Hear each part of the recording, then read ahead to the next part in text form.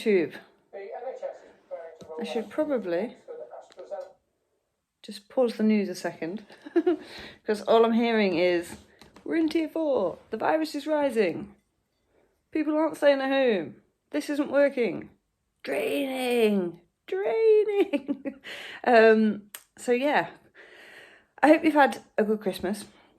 As good a Christmas as you can. As it stands, mine's been fucking amazing, really, because nothing's changed. Every year I spend it at home with the dogs.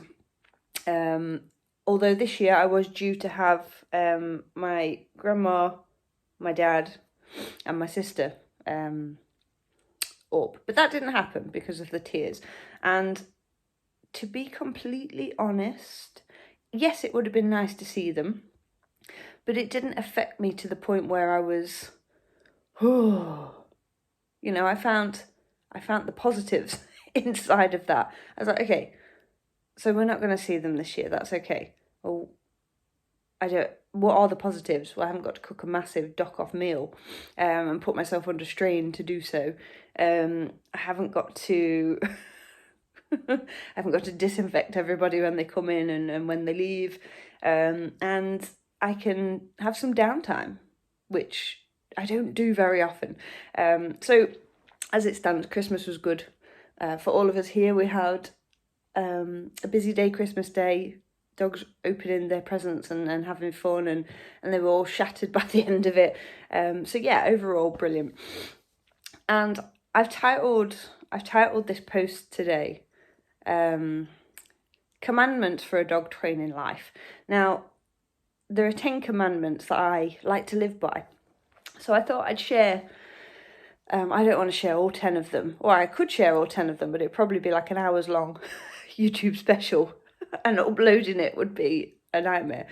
So I thought I'd cover 3 today for you. I'm doing a lot of but it is 5 o'clock in the morning. And I've not quite woke up yet. I remember saying on one of these videos, I won't do this before I've not had any coffee, because that would be, dog hairs. That would be difficult because my brain hasn't woken up. And here I am sat here doing it on sip 2 of the coffee. Right. Commandment for a dog training life. Okay. So one of the biggest issues I find with people is actually not an issue, but one of the main things I have to try and do is to motivate people. And motivation isn't something that you have. It's not something that's just in everybody. It's more a case of just doing a little bit more than you did the day before. Now, I think people see dog training as like almost like a chore. Oh, well, I've got to take my puppy to puppy classes, otherwise they won't be sociable. Or I've got to get my dog out of this barking, but looking at all the information, like there's no quick fix and stuff, and it feels to me that other people think that it's a chore to do, whereas really dog training should be fun, and I try to make it as fun as I possibly can for people. And the way that I do that is that I break the process down into tiny little sections for them. Okay, right, you want to stop your dog barking. Well, let's first have a look at getting them to listen to you. Okay, now they can listen to you. So why don't we teach them how to stay closer to you instead of listening to you at the other end of the lead? Why don't we get them listening to you here? And I break the process down into little sections, and I give people homework to do every week in the elite program. But for instance, in the challenge group that I've just run, the 30-day barking dog challenge group, a little bit of information every single day that they go away and they practice and they get the results from, and then they continue that. Okay, so I've learnt that worked really nicely. What's she saying today? Oh, okay, I'll add that in. And I'm helping people to build a habit and to just do a little bit more than they did the day before. So that's one of the ways that I stay motivated. Just do a little bit more than you did the day before. Another one that I like comes down to like a mindset issue. I want people to start looking at things in a positive manner, but also in a possible manner. So look at how things are possible rather than impossible. Because I've got the news on here this morning, which I don't do very often, but I feel like I should stay up to date with it. Like, what am I allowed to do and what am I not? But the thing with the news is, and a lot of stuff that you come across on a day-to-day basis without you probably realising it, is how hard something is, or something's not working, or, oh God, you can't do that, that's impossible. Whereas if we flip our mindset and say, actually, okay, a good example of this is me. At the minute, I'm working on competition obedience with Hunter. And the reason I'm doing this is to push myself again. I know how to teach it, but I lacked, especially after the first lockdown, I lacked that motivation to do it. We were coming into winter, it was cold, we've got snow on the ground at the minute, we've got about 5 centimetres of snow. And I was like, oh. Okay, come on.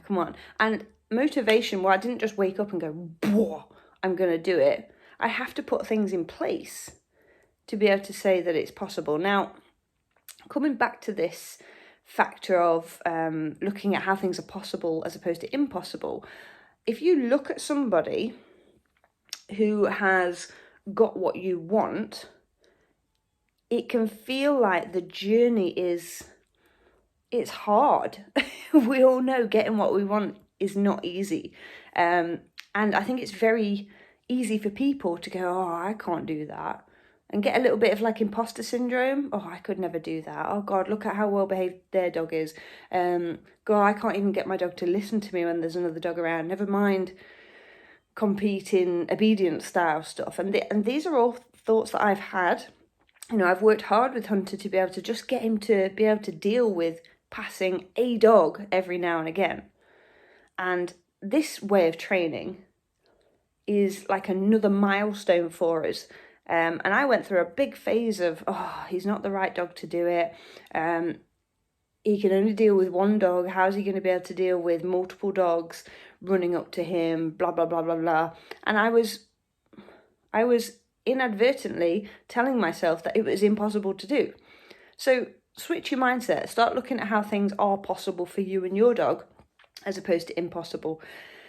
The third one that I want to share with you is stay around the hitters and the winners. Stay around the people that are working toward or have achieved the goal that you want with your dog.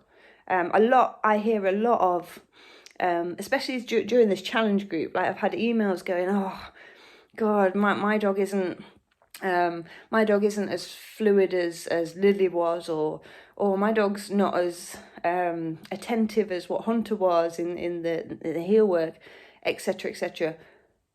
But coming back to the last point, I've worked at that, and I've stayed around the winners myself. I look up to people who have achieved what I want to achieve. You have to be careful when you're looking up to people like that, because it's very easy to go back into that second point that I've just spoken about. Oh, I can never do that, I'm not good enough.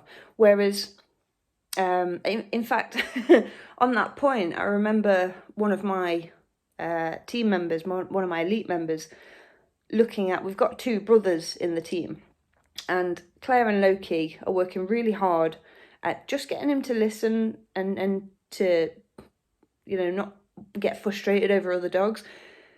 And I remember she said about Axel, who is Sonia's dog, both brothers, different households. And she said, I admit that I kind of looked at Axel and I felt envious because I didn't have that with my dog. And it's very easy to do that. But then she made an excellent point of, I noticed that I was feeling that way. And then I shifted my mindset into, okay, let me work a little bit harder with my dog, or let me work a little bit differently with my dog, because they're all different and they all need, let's say they're all different, there's a lot of variance in between them. And she said, instead I'm looking at that as what I want to achieve. So by staying in, like, the value of a community is priceless. It really is priceless, especially if you've got that right mindset in place to To go, oh no, actually they're pushing me on and they are motivating me to do that with my dog. So stay around the hitters and the winners. So there's the 3 topics that I want to discuss today. Do it. Good morning, baby. Good morning. She just pokes her little head up. What? Are you saying hello to YouTube? It's like, God, Mum. That's how I feel. It's like it's 5 o'clock in the morning, Mum. So yeah, there's the 3 commandments that I want to share with you today. Do a little bit more than you did the day before. Stay around the hitters and the winners, and start looking at how things are possible with the goals that you want to achieve rather than impossible. Dog training isn't that hard. Dog training is actually quite easy, but it's not simple. And that's a famous quote that Bob Bailey mentioned, and I can't think where I heard it. And he was very right in that. You know, once we get a dog listening to us and wanting to work for us, we can kind of build in the rest pretty easily. But where it gets difficult for a lot of people is that consistency and that motivation, I think. So yeah, I think we'll leave it there today. The 3 commandments for a dog training life. Let me know what you think in the comments. If you're perhaps struggling with your dog, or perhaps you're thinking, oh God, yeah, I'm seeing all of this stuff, and like even just on those 3 things I've mentioned, if you're struggling to get motivated, if you are wanting to achieve a goal but perhaps you don't know where to start, if you're, I don't know, there's a million things I could say here, and I've been through all of them.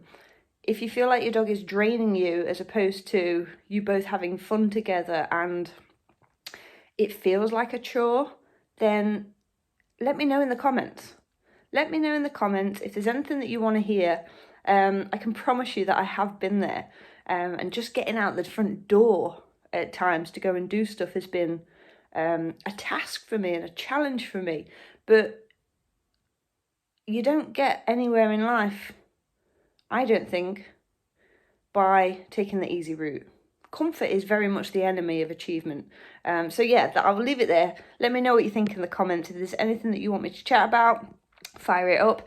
And if you want to come and join our community, let me know. I'll fire you a link across and you can come and join us, because I promise you, you spend a few days in there and you see the videos being posted and you see what other people are doing. It will push you to say, I'll go and give that a go. And let's get you started. So, arrivederci, is that the right word? I'll see you tomorrow.